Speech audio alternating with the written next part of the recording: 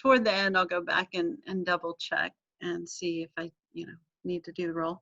All right, stuff you need to know. I worry about you sometimes, not you individually, but you corporately, that you may or may not be aware of all the assignments when we get to quiz time. So there's a quiz, you probably know, hope you know. Hopefully it should be available. I think you probably got an email about it that said, hey, take the quiz, or the quiz is available. You need to take that by Friday, that's tomorrow, at midnight, technically 11:59. So, don't start at 11:58. You're not going to give yourself enough time. Sorry, the quiz is timed, but it's an hour and the quiz is 8 questions. So I think you'll be fine. The plan is that you don't look stuff up, you just answer from your brain. So, answer from your brain. Yeah, just stuff you know. And if you studied the list of things that I asked you to study, I think it's okay. Remember, if there's a tricky question or two on there, it is college. It's not all supposed to be easy. But, it's never my goal necessarily to trick you or deceive you. However, there's got to be a little challenge, right? I gave you all the questions ahead of time, and I told you what to for the weekly questions. I don't want to make it too easy, right? You don't want it to be too easy. Okay, so make sure you do the quiz and you turn in the weekly questions by the same time. And I will also do my best to catch up on grading. I think I've graded everything from chapter 15. My goal, we'll see how it goes, is to grade everything from chapter 16 that's already been turned in. Recognizing, don't get upset, recognizing none of that stuff's technically due until tomorrow at 11:59. So, but if you've already turned it in, I want to try to get you feedback a little faster. So apologies. All right, so do you guys have questions, comments? Yeah, I know I started off with weird things like masks and sorry. All right, we'll get started then. And if you have comments, I'll try to notice. Weekly question, let's talk about that for a sec. So the weekly question, what were the stated causes of, stated purposes for, and eventual results of U.S. entry into the Spanish-American War? So while you answer that question, be sure to discuss the USS Maine, Teller and Platt amendments. When you talk about the Teller and Platt amendments, be sure to talk about what they amended. And we'll talk about that today, so hopefully it won't be too much of a mystery. Did the citizens of the new U.S. territories prosper, enjoy freedom, accept American rule? And I'm going to mention to you today, and I'll put it in the chat as well, what pages you want to look at to help you answer that. So make sure you look at pages 686. Sorry, I got my book over here. To the end. No, not enough. 684 to the end of the chapter. It's like the last 3 or 4 pages. Dr. Foner, the guy who wrote the book, we're not friends or anything. I'm not, I have met him and listened to a lecture from him. And there are podcasts from him online if you really like podcasts about history, which who doesn't? But at any rate, Dr. Foner talks really specifically about this last part because it may contain a little bit of irony or hypocrisy, depending on, how you want to look at it. All right, so we'll look at the notes now. Just want you to see my face apparently for a second. All right, did I record? Yes.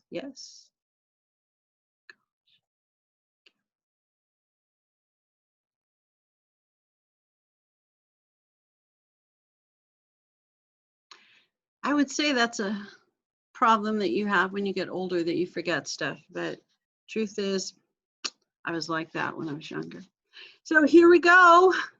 You know what I do remember? Weird stuff about history. And today we're going to talk about big stuff about history, which is primarily the Spanish-American War. So, and I'm pretty sure that's all we need to talk about today. So we'll do it. Spanish-American War, it's between, here's a shock, the United States and Spain. The purpose of the war is to help Cuba gain its freedom, because It's Cuba Libre, to free Cuba. So if you read a lot of the literature from this time period, the slogan that you see a lot is Cuba Libre, so to free Cuba. Let's see. Could Cuba gain its freedom on its own? Yeah, and they were probably in the process, but we just wanted to help it along, help it go a little faster. Or there's a lot of stuff that goes on, so we'll talk about that. All right. So thing number one,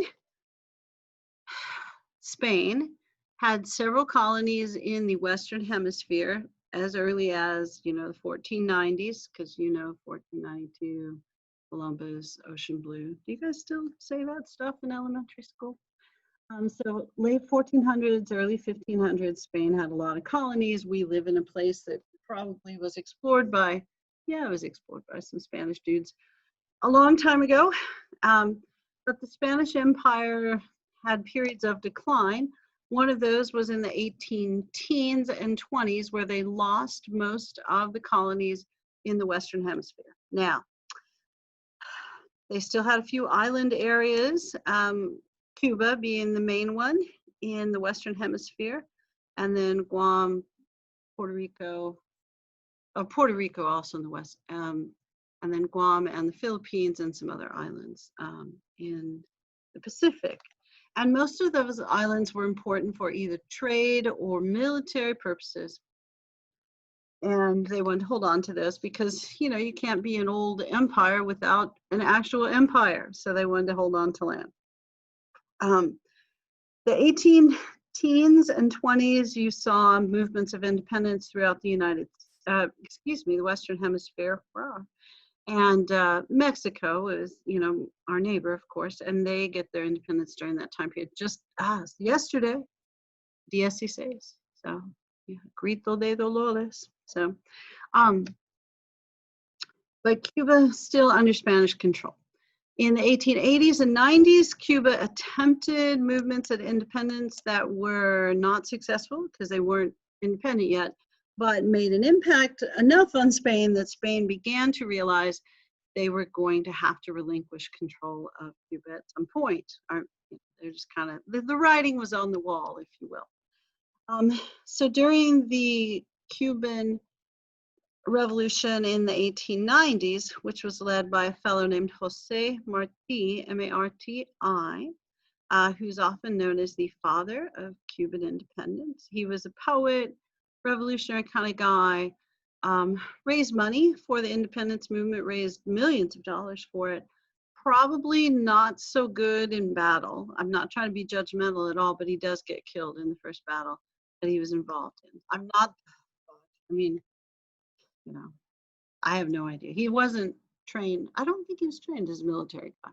But anyway, he wrote lots of nice stuff, mostly in Spanish, of course, and raised lots of money for the independence movement. Now, in the 1890 Cuban independence movement, Spain sent over a fellow named Valeriano Weyler, W-E-Y-L-E-R, to lead the military campaign to keep Cuba as part of Spain. And he established things called reconcentrados, or concentration camps.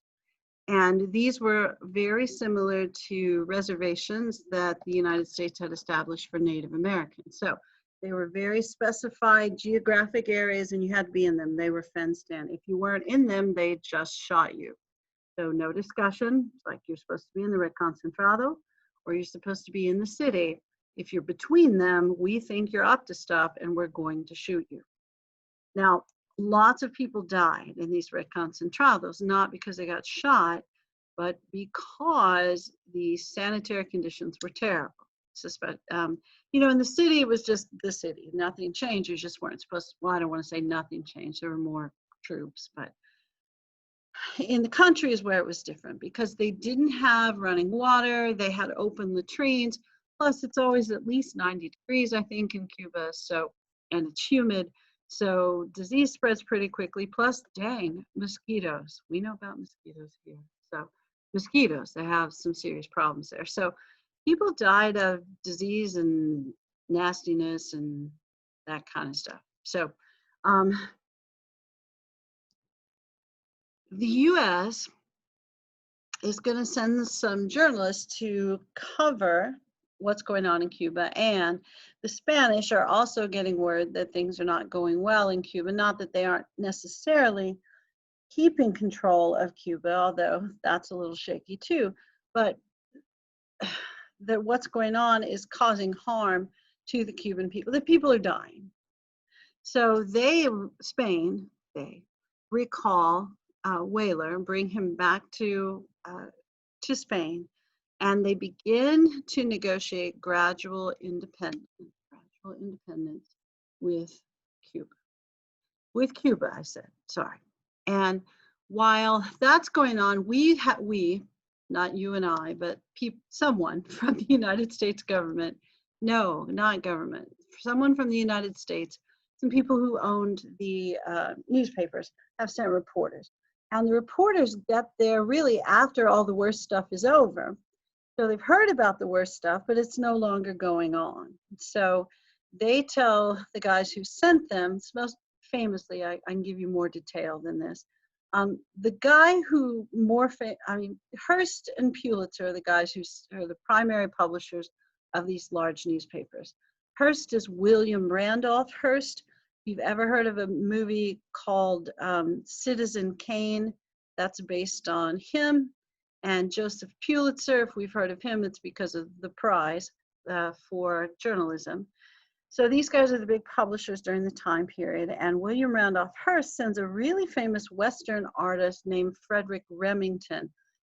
Always when I say this I was going to say in Texas, but Texas is really the only place I've taught. Someone goes like, did he invent the gun? Like, no. He does watercolors and bronze sculptures. And he probably used a gun, because he was in the West and he was a dude and it was back in those days. But if you like Western art, you've probably seen some of his stuff. There's a lot of collections of Remington art in museums in Fort Worth. Amon Carter, yeah.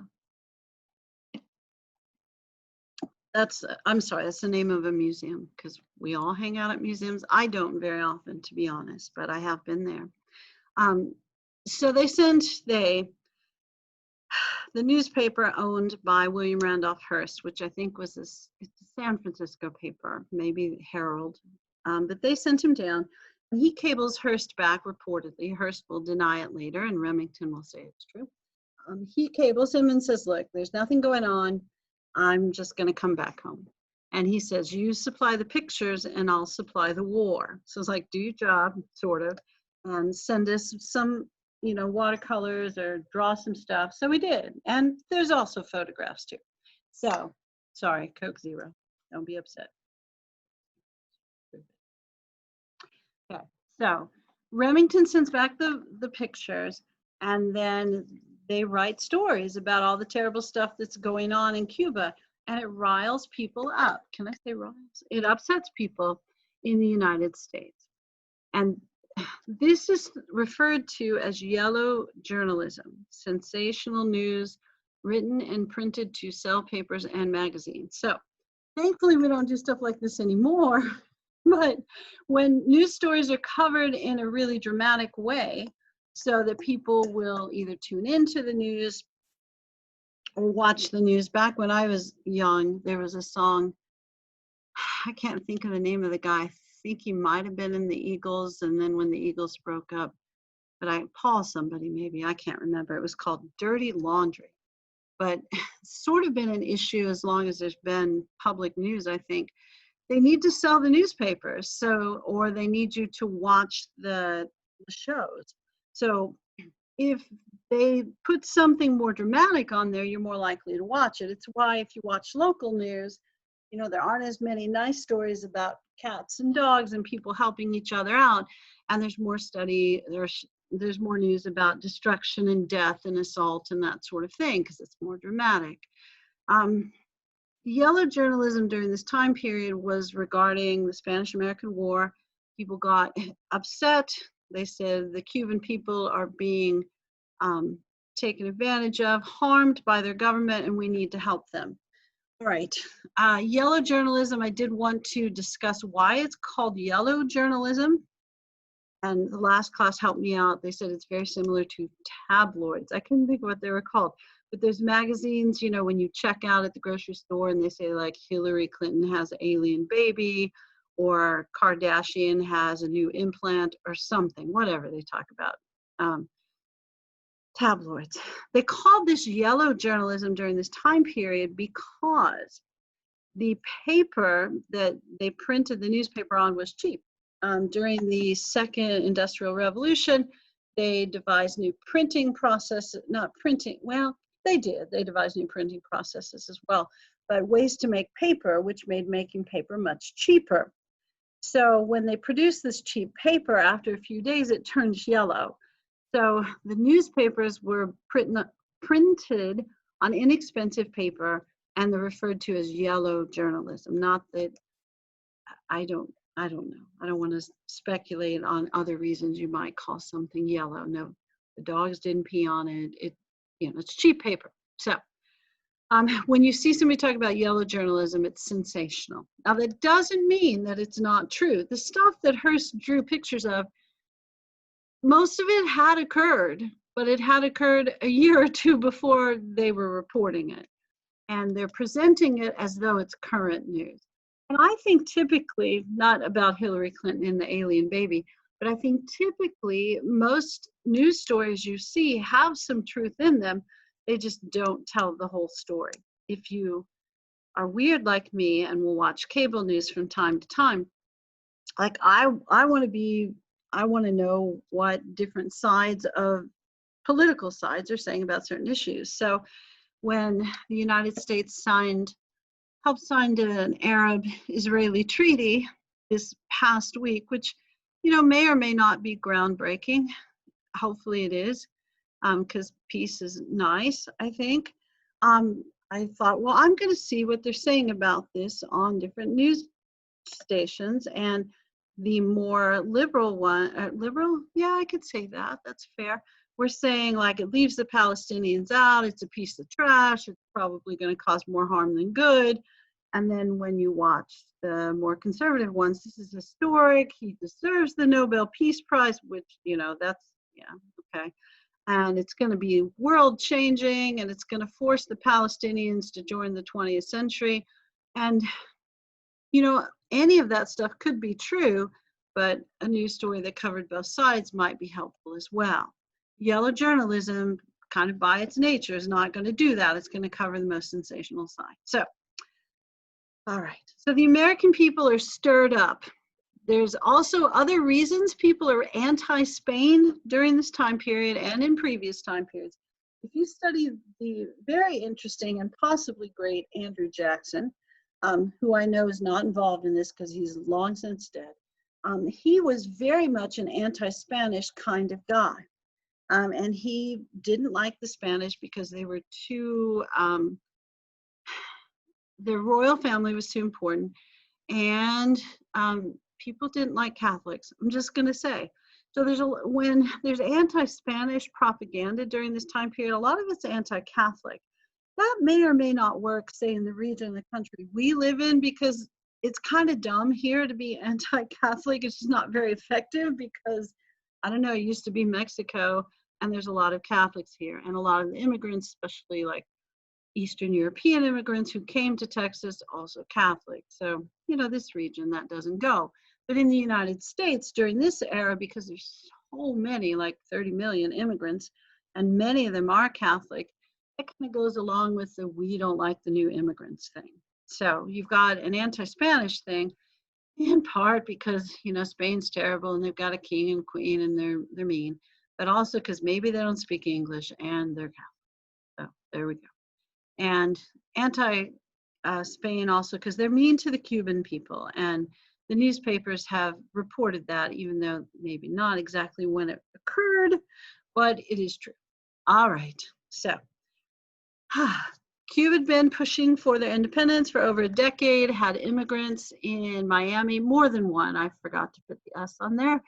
So immigrants in Miami and New York City, just think there's a one immigrant in each place, who actively advocated for Cuban independence and raised millions of dollars typically with other immigrants, and sometimes with Cuban immigrants. And one of the things too, if you watch recent news, that you'll notice is that, well, I was going to say that Cuban immigrants tend to be a little more conservative than some other immigrants. In this instance, what they really wanted was Spain out of Cuba. They wanted freedom for their homeland. So I don't know if that's liberal, conservative. And the way they thought about that would have been so different back in those days. I don't even know if they would have thought about liberals and conservatives in that way, with typical politics, not theoretical politics, absolutely. But anyway. All right, so Cuban push by Cuban immigrants in the United States with millions of dollars of fundraising going on, which was hard to do back then. Millions of dollars is a lot more than it is now. Yeah, because I know you guys are struggling with your $1 million right now. The U.S. sent a warship, the USS Maine, just for fun. The USS stands for United States Ship.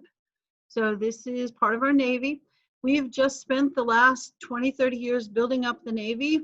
So we got a whole bunch of new ships that can do all kinds of cool things. So our goal, maybe, we're in the mood to try these out because, we haven't fought a war in a while. It's been since the Civil War.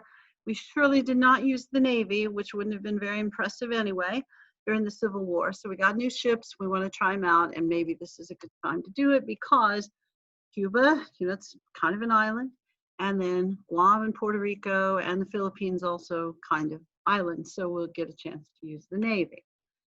So we sent the USS Maine to Havana Harbor because we had American businessmen in Cuba primarily involved in sugar and fruit industries.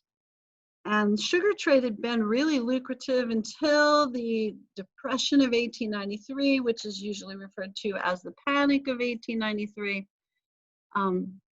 Had really, caused that to drop off a bit. And that's also part of the reason that you see unrest in Cuba and Hawaii during this time period. Because, everything's related, it all fits together. People don't just go like, hey, it's time for a revolution. There's usually an economic force that's going wrong, which probably causes a political force to go wrong. Okay, so there's businessmen, US businessmen in Cuba, and they go like, hey, our stuff's gonna get blown up if there's a revolution here. You need to send we're rich guys, you work for us politicians, we drop off a lot of money to you. You need to send the military here to protect us. So we did. So we send the USS Maine to Havana Harbor, and darn if it doesn't blow up. It does. So we do an investigation, which will eventually conclude, and your book will talk about this, that it probably was an accident, that they had stored a lot of material, war stuff that can blow up in the engine room of the ship, and it caught fire and it sparked, and it caused the ship to blow up. However, that's not the conclusion we come to immediately, and oh, okay. Oh, the Newsies. Okay, thanks for putting that in there. And I'll go back and talk about that in a sec. I'm sorry, I didn't mean to miss your comment. So, sorry, USS Maine blows up. We got to blame someone else. We can't say we blew up our own ship. That's not cool. And then when we find out later, by the time we figure out and the investigation's over, honestly, the war's over. It's a super fast war. So, we're going to blame Spain for this. And the slogan is, remember the Maine and to hell with Spain. And if you ever teach middle school or high school, that's fun because you get to say hell in class, which I know in my class we didn't often say. College, I don't really talk that way. All right, so somebody's pointing out that if you like musical, well, they didn't say this, but I'm saying it.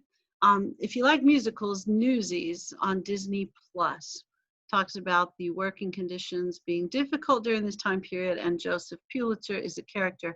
I'm going to assume he's a rich guy that owns the newspaper at that point. Probably. And, this is still the era where your boss is terrible. Even if he donates half his money to charity, he's still terrible to you because he can be, because there's no laws that tell him he can't be. I'm not suggesting that the only reason your boss is nice to you is because he won't get arrested if he's, or that he will get arrested if he's bad to you. But laws help my opinion. You don't have to agree. You might be libertarian. I know. I'm not trying to dish you. All right, so the USS Maine blows up. And now, see, we've got the American public already stirred up because the Spanish are evil, mistreating the visitors to Cuba. People are dying in reconcentrados. Plus, there are a bunch of dang Catholics who don't speak English.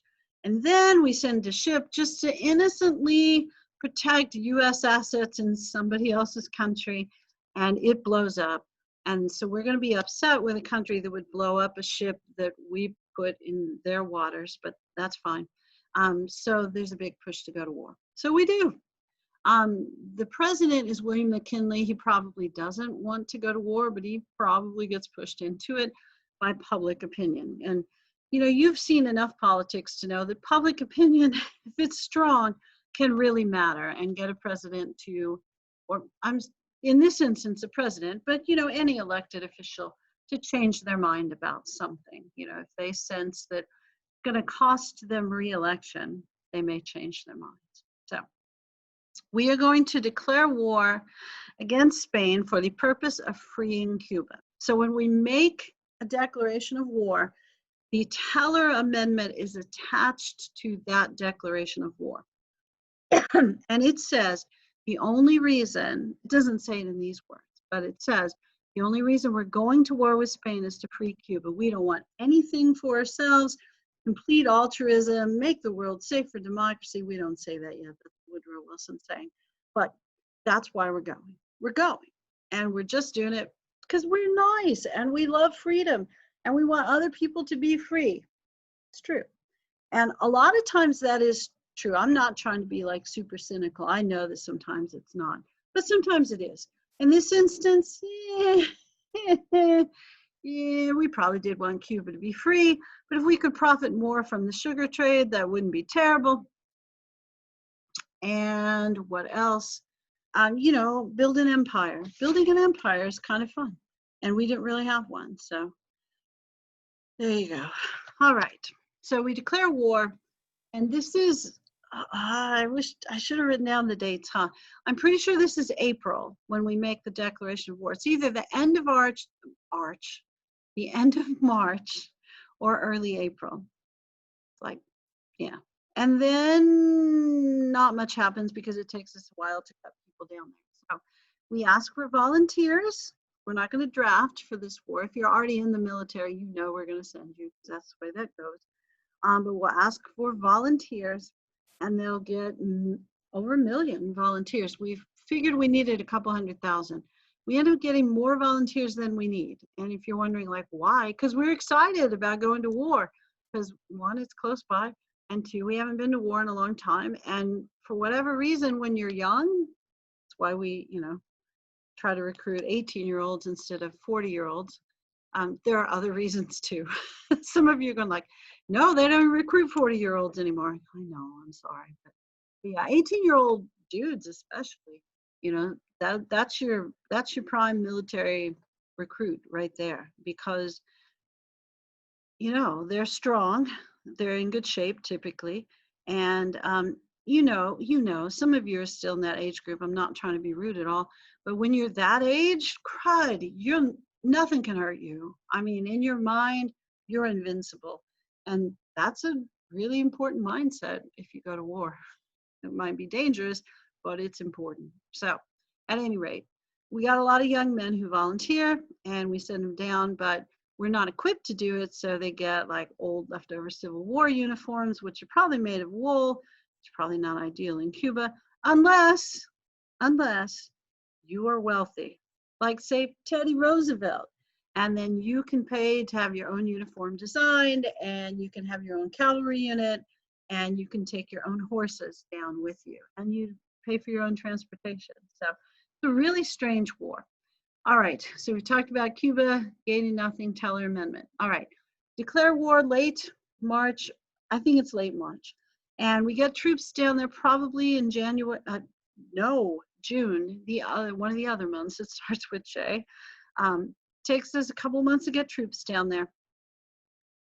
And we fight for a month or two, and then it's over. It's a 4-month total war from declaration to signing of the treaty, which or treaty negotiations beginning, ceasefire and then treaty negotiations beginning. And I think that's in August. I think it's in August, yeah. But it's all in the same year because we signed the treaty in 1898 as well. All right, so it takes longer to get troops there than the length of the actual battles. We send ships to the Philippines. By we, I mean the Navy, and they're really positioned there, 1898. Sorry that I didn't say the year. We're positioned, the troops, let me try again. The naval ships are positioned there before the war by Teddy Roosevelt, who sends the ships there because he anticipates this is going to happen. Then he resigns his job as Assistant Secretary of the Navy so he can actually go fight. And then in the next presidential election, when McKinley needs a new vice presidential candidate, he's going to pick war hero and prominent American Teddy Roosevelt. Yeah, and it'll probably help him in many ways. The Republican Party not excited about it because they feel like he's too independent and too wealthy in some ways because, you know, he doesn't need the big campaign contributions. Part of why your current president got elected, that was part of his argument. But anyway, back to business. Send ships to the Philippines, surround Guam and Puerto Rico. We're going to make deals with some of the freedom fighters, especially in the Philippines. The fellow is Emilio Aguinaldo. And we're going to tell him, if you help us out, you know, we'll control the harbors. If you control the land when the war's over, we'll grant you your independence, which we don't.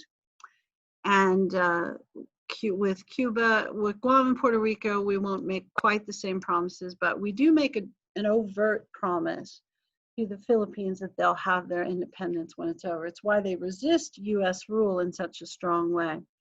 So we send ships to the Philippines, Guam, and Puerto Rico. The Secretary of State, John Hay, calls this a splendid little war because it lasts just 4 months. We don't lose, we don't have many casualties, and we gain a lot of stuff. I mean, we get an empire. So John Hay, let's see, exciting enough for Teddy Roosevelt to quit his position as Assistant Secretary of the Navy. His personal regiment's called the Rough Riders. He gathers his polo playing buddies from New York. He's from New York. And he had, I won't talk about this today. We'll talk about Roosevelt more later. But he has a period in his life where he's rightfully depressed. And the way he deals with it is going to the West and working on ranches. So he makes a bunch of ranch hand buddies when he goes to the West. So he gets his ranch hand buddies and his polo playing buddies together, forms a regiment, and they train in San Antonio, which is why if you go downtown, you're like, Teddy Roosevelt was here. And he probably was. Not recently, but you know, he probably was. So they train in this region and then they ship out to go to Cuba. They take their own horses and they pay for their own transportation. And they also design their own uniforms through Brooks Brothers. I think if you're in the military now, they kind of frown on you designing your own uniform.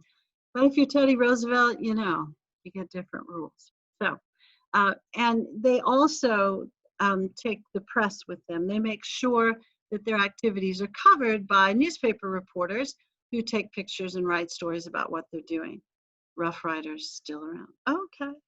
Is that oh gosh, I hate to just proclaim my ignorance to you. Is that a regiment in the military still, or is that some other like independent group? You don't have to answer if you're not sure. And you know, I have Google, I could look later. I didn't even think about them still being a thing. All right. So, I heard a beep. Do you think no, that must be a different noise. Probably my iPad somewhere.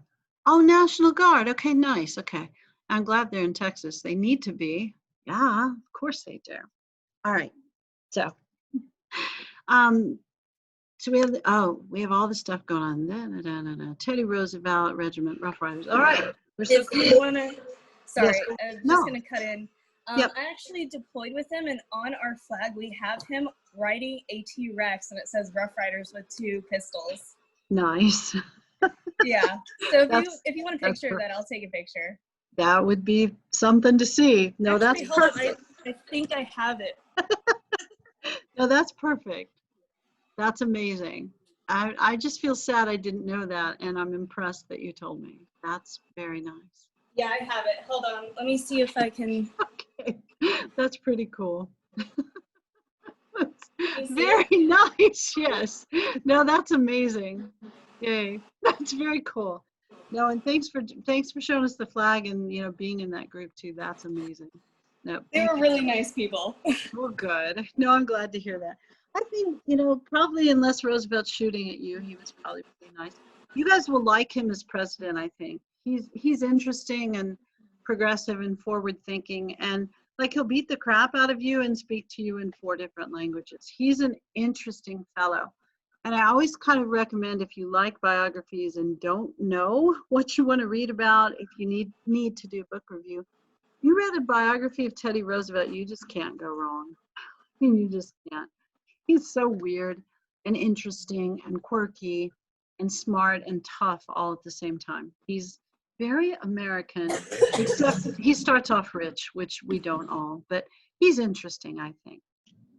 All right, but thanks for sharing that. U.S. gains control of Guam, Puerto Rico. Oh, we win. By we, I mean, the U.S., Guam, Puerto Rico, and the Philippines and Cuba. Okay. Now we passed the Teller Amendment, so we're going to free everybody when it's over, or not. So the U.S. gains control of Cuba, Guam, Puerto Rico, and the Philippines in the Treaty of Paris, 1898. Now here's kind of how this goes down. Cuba, we're going to sort of give them their independence. Oh, we did give Spain $15 million because they lost all their stuff, or most of their empire, and we gained one. Cuba, we think they can, they've got money, they've got business, we figure they can run themselves. So we give them kind of a weird form of independence. We attach the Platt Amendment. Oh, and by the way, the guys who propose these amendments typically are senators. And that's the case with these 2 guys. We attach the Platt Amendment to the Cuban Constitution. Now, when you can attach an amendment to somebody else's constitution, that's really all you need to know about who's running that country. And it essentially says that you guys get to make all your own decisions unless we disagree with them. And if we do, then we will intervene to, help you get back on the right track. And we might intervene politically, we might intervene financially, and we might just send the troops, whatever it takes. So I would always tell my high school students what we've done is made Cuba our teenager. So they can do whatever they want to do as long as we approve of it. And if we don't like it, we're taking the car keys away, we're grounding them, we're taking away the cell phone, whatever it is that parents do teenagers now to try to keep them in line. And, good luck to you if that's you. All right, and good luck to you if you're the teen as well. But Cuba, not necessarily impressed with our deal. The people less impressed probably are in the Philippines because we told them they'd have their freedom. They're off in the Pacific. We think, hey, we'd like to trade with people in the Pacific. This might give us a nice stopping off point for trade, plus a nice military advantage. So let's just keep it. They weren't impressed. So they're going to fight with us for 4 or 5 years, longer than the Spanish-American War, to try to gain their freedom. See, 15 million, Platt, Cuban, financially, okay. All right. So let me close this and open the chat because I want to just remind you of the page numbers where you want to look to see how Dr. Foner feels about that, and honestly, how the Cubans and Puerto Ricans and Filipinos and everybody else to feel about it. So you want to, oh, that typing thing isn't working well. So, and I know that I've mentioned this before, but when I give you these questions, I really do expect, I don't have enough light here, that you will look in your book for the answers. I really don't think you need to Google stuff, or I know it's easier, but the book, it's a nice, reliable source.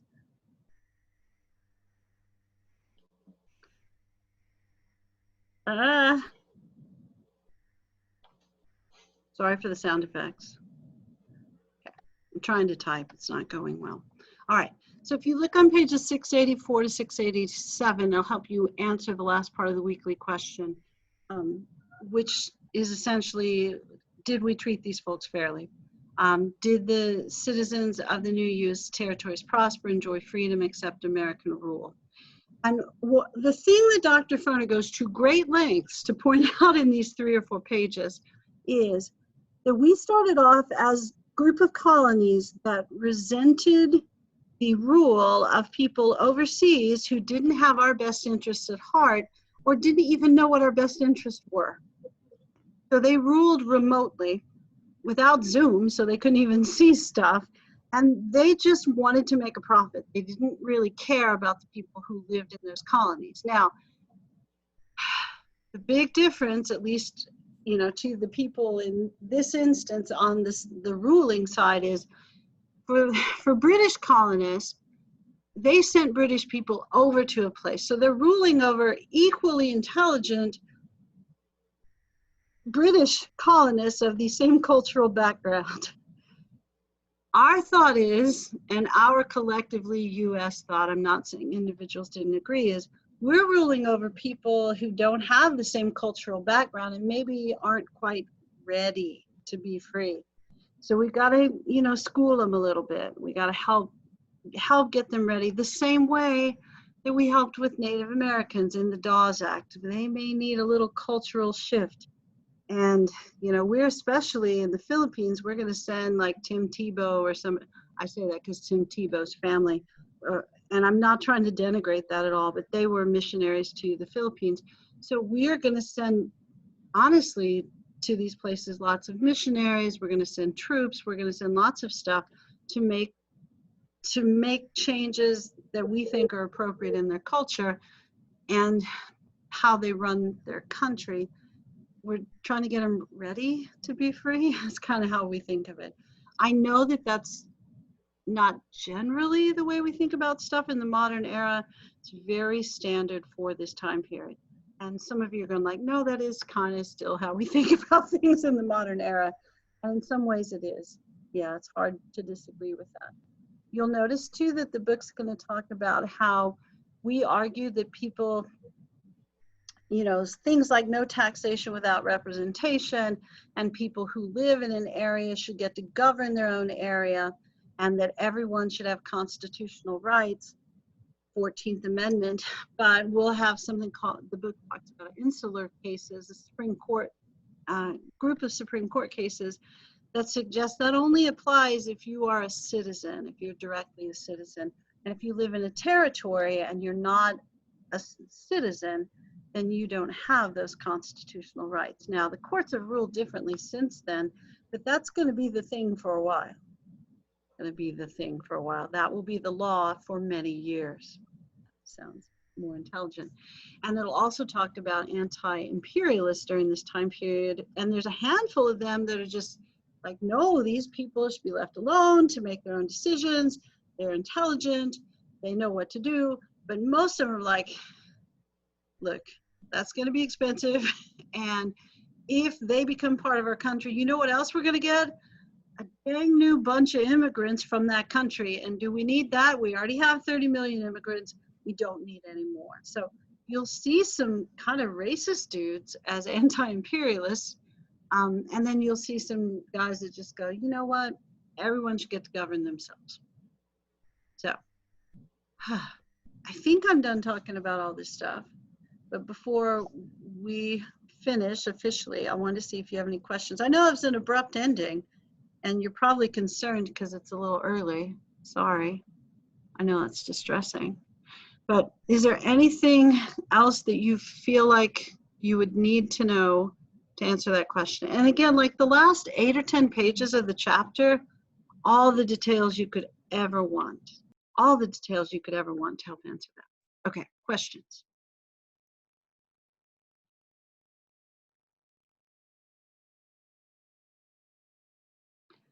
Okay, don't go yet. Keep thinking if you have any questions. I'm going to double check on attendance, make sure that if you're here, I gotcha. All right, I'm just going to ask, Okay, I should ask Marco just to do it because I always do. Morgan Allen and Victoria Alvarez and Fabiola Barbosa. Trying to look while I ask this as well. And Isaiah Castilla. Are any of you here? Looking to see. You could type it in or you could say it. All right.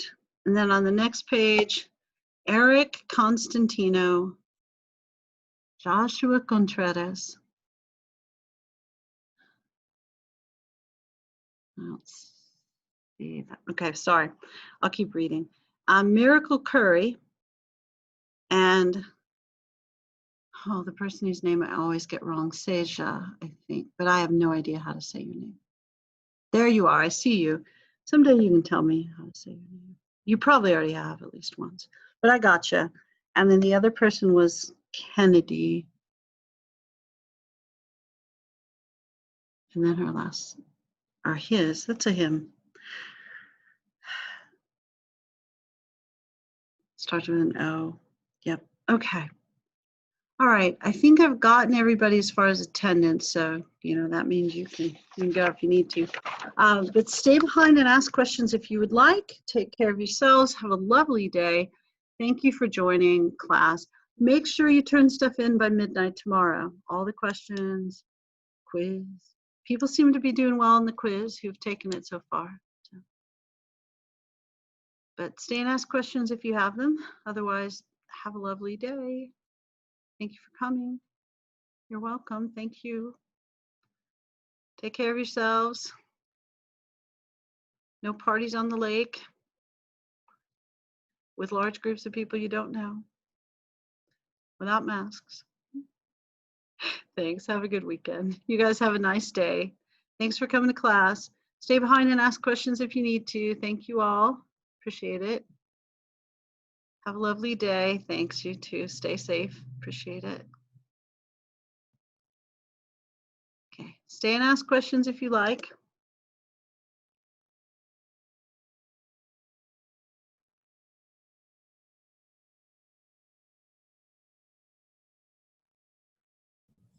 Professor? Yes, please. This is Corey Griswold again. I just need to talk to you about some personal stuff once everybody leaves. Okay. All right.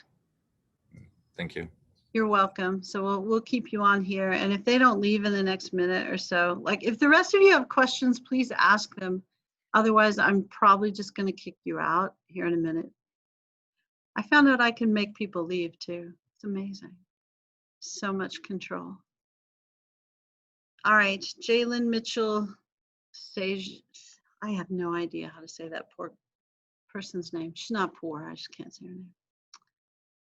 All right, you guys have a minute and then I'm kicking you out. So type something in the chat if you need to tell me something. I don't think they do. But.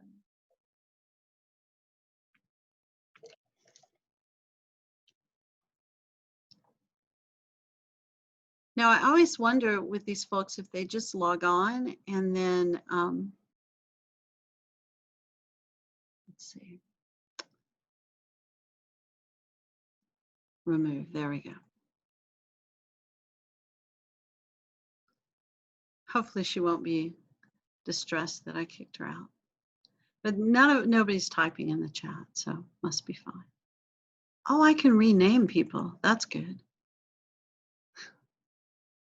Important for my high school class. All right. Okay, I think everybody's gone, so speak freely. Okay. So as you know, with the hospitalization, I'm so stressed out because I got so much going on. Sure, sure. Yeah, I've got your test. I got another test to do at the same time tomorrow. Of course. With an essay as well tomorrow. Yeah. I'm just trying to get a hold of all the professors and just let them know that if I can turn it in on Sunday, that would be a lot easier for me. Yeah, that shouldn't be a problem at all. And if you need more time, it's honestly not a huge problem for me. It really isn't, because, my assumption is, and for your sake, I hope it's true, you won't be in the hospital the entire class. And, No, no, and no, if no, you and if you are, you've got way bigger problems than your grade. no. You'll get caught up. And you know, if it's this weekend, if it's next weekend, honestly, I don't care. Okay, yeah, because like this morning I had a doctor's appointment, and Of course. right at 2 o'clock I got another doctor's Of course appointment. you do. Yeah. So it's just been really crazy for me. Yeah. So Yeah, honestly, however much time you need, you know, not a month or anything. no, I Well, agree. but yeah, a week or so is no problem at all. And if you need to focus on the other class to, you know, because they may or may not be as flexible, but Right. yeah, Right. whatever you need. And the other thing, the quiz, you've already I'll heard a few times. I'm not so great with the technology, so it may go away and you may not have access to it. So if it goes away, you just let me know and I'll figure out a way to give you access to it again.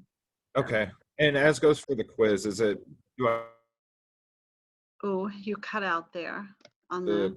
questions that you provided? It is, there's a Uh-oh, you list there? in, there's a Okay, list. there we go. Yeah, there's a list in the course document section that says you should study these things for the quiz, and that's what the quiz is about. And it's really short. It's like it's 8 Right. questions. Yeah. Right. Okay. So yeah, that was my only question. Do I study off those questions, or do I just kind of read the book and go I would, off? yeah, Oh, it's more. I've been reading the book. Don't get I me wrong. believe you. No, I get it. No, it's going to be more efficient to use that to help you study. I mean, it just is. Okay. The book will help you put it into a context, which will help. But yeah, well, and you know, you're behind on stuff. Do what you have to do on this, and you know, Yeah. do better on the next one. Yeah, I definitely will. The thing is, you know, you Yeah, got family hospitalized yeah, for, yeah. and I mean, it's just been crazy and trying to No, get work and all that other stuff. So yeah, no, stuff happens, and you've apparently had a lot of stuff happen. So no, we can work with that. It's no problem at all. Because if you know, nobody needs to do extra stress when they're already sick, because you don't need to get sick again. So and I'll keep you updated. If I okay, can't by Sunday, then I'll just shoot you an email and just let that's you know what I need yeah, to know. that's perfect. As long as I'm in the loop, it's perfect. Yep, Okay. you're fine. All All right. right, Well, thank you so much. I appreciate it. it's no trouble. Take care of How do yourself. you pronounce your last name? Serena, it's Sedona? yeah, it's I can't roll the R very well because it's my husband's name, but yeah, no, it's Spanish. So Okay.